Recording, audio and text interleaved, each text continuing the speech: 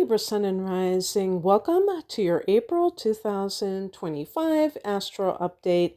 It's Rena here. Wow.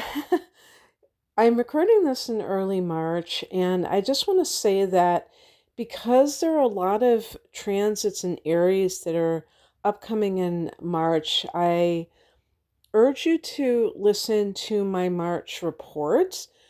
I always say I'm going to link it, or I might link it, but I never do. I never seem to. But it is on my channel. And the reason I say that this is because you rule the seventh house in astrology, and Aries is your opposite sign. So these transits will tend to fall in that house. I say tend to because some of the things I talk about here may not fall in the house that I say they will at the time I say they will. And because this is a general forecast. But, in terms, if we generalize it, we say that since Libra is the first house for you, then Aries is the seventh. And, I can just tell you, for instance, one thing that's happening actually, a couple of things that have, one that has happened is your ruler Venus going retrograde in Aries. So that's in the seventh house. And then mid-March, there will be a Mercury retrograde in Aries in your seventh.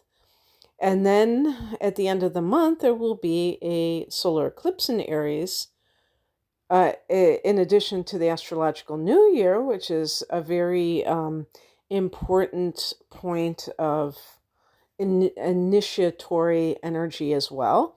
But then that solar eclipse in the seventh house, and then in April, even more stuff happening. So what I'm saying is that if you're listening in the first part of March, or even if you're listening at any time in March, be prepared for relationship issues to be at the forefront. I think that this is a given. Yes, there are going to be a lot of things in Aries in Pisces as well, because Pisces not only are these two planets, Mercury and Venus, they have gone back into Pisces in April. So that's your sixth house. But also, you have, until the end of March, you have Neptune in Pisces, Saturn is in Pisces, and even the Sun is in Pisces until the 20th of March. So depending on when you're listening, the sixth house is going to be very activated for you as well. And even going into April will be the case. So just kind of setting the table here. On the 7th of April, Mercury goes direct at 26 degrees of Pisces in your sixth house. For some of you, there may be some negotiation that has been going on that has also included needing some kind of arbitration or mediator, which the seventh house can be. And when Mercury went retrograde, it started from the seventh and went back into the sixth house. So it could have been that, like in the workplace, if you had to enlist someone maybe that is above your immediate supervisor or something like that to kind of step in and settle something, it should be decided by the first week, in April, when Mercury has gone direct in that sixth house. And because Venus also is going direct in the sixth house, this could even be due to like a salary negotiation, perhaps, for some of you. And But just in general, that should be very helpful for any kind of matters that relate to. Also, like if, let's say, you've been trying to get married, that could be the seventh house, but you're having some trouble taking off from work and being able to have that honeymoon period or whatever. That might be something that you've had to kind of negotiate with your workplace, and this could get settled at this time. On the 12th, we have a full moon at 23 degrees of your sign, Libra, and that means that the sun is in that seventh house. So there's another transit where there's in this case it's an aspect that's being made. So when you have a full moon in your own sign in the first house, there is an emphasis on your own needs, as well in some cases as really looking at yourself within that partnership. If you're somebody who's single, this can be the willingness to let go of some aspect of yourself that isn't really the true self, but is a way that you have kind of presented yourself, and maybe that has hindered you in some way, held you back. There may be like some self realization that is taking place. On the very same day, on the 12th, Venus, your ruler, goes direct at 24 degrees of Pisces in that sixth house. Now that's significant because it's not only is the full moon in your sign, but Venus is your ruler, and that is going direct on the same day. And it's going direct in the sixth house of health and work. So again, anything, Venus retrograding in the sixth house can be looking at what you value and how it pertains to that area of life. And, I think, because Venus was in the seventh and it went back to sixth house, if you're trying to balance work and your relationship, that might have been what this was all about. On the 16th, Mercury goes back into Aries, into that seventh house. That is taking into account your partner or some other person that is connected to you one-on-one, taking into account their ideas, their thoughts. But also, this is the house of legal matters, and Mercury can be documents even. So there may be some things you have to sign because you have fully researched something or have had to review something, and now you're ready to take action about whatever this is. So again, like if it has anything to do with getting married and signing a wedding certificate, I mean, it could be a marriage certificate. It could be something like that as well. Talking to the caterers. On the 17th, Mars goes back into Leo. Now we say it goes back because it's been in Cancer for several months.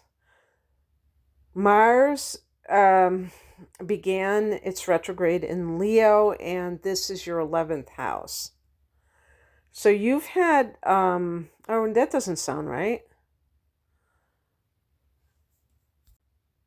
Oh yeah, because you had Mars in the 10th house. Okay, now you have Mars in the 11th house. So, this is interesting, Libra, because if you had this activity in the 6th house, the 10th house, when Mars was in Cancer, you could have been having some kind of like conflict or ongoing clash with authority figures. And this could be like in your career, that the people that are above you, that something was problematic. You might have even been trying to, and I'm talking about after Mars went direct in late February. You may have even been trying to really make a name for yourself or what have you. And I think that with Libra, there's always, you're a cardinal sign, so you have like natural motivation to do things. You're a doer. But with Libra, sometimes what can kind of hold you back is that you don't necessarily want to make any waves. And yet there might have been some reason why you were forced to have to contend with that. Because I'm sensing that if you had retrograde planets in the sixth house, that could be your employer. And there might have been something that was like the last straw where you were like, you know what? Nope, I'm getting paid less than this person. I've been here longer. It's not fair. And that you're willing to kind of go for it. Because you know what? If there's one thing that a Libra person can like make waves about, it's fairness. And that includes for yourself. You're probably that kid, but I think a lot of us when we were kids did that, where if your one of your parents cut like a cake for you and your siblings, and you could just sense it, they got like an inch more of a cake slice than you did, then you were like crying foul, that kind of thing. That's just how you're wired. So now that Mars is back in the 11th house, this can be very active with social networking for some reason. I feel like this can be that it's almost to me like you're letting your hair down and you're like actively socializing, whereas before you were kind of like stymied from that because there was a retrograde, and now you're like full on. And actually in early May we will get past that. We will get to the 6th degree mark of Leo, and then after that it will be true progress since last December. So we're talking about almost 5 months here. And you may feel that kind of shift at that point in early May, where maybe you have been unable for some reason to really pursue social connection. And this could even be connected to career matters, because it could be like networking or something along those lines. But something may have kept you from that. And it might even been that you were laid off, or there was just something going on in the workplace that was not conducive for that. But now it will be. On the 19th, the sun goes into Taurus. For you, this is the 8th house. This is very deep. This is Scorpio's domain.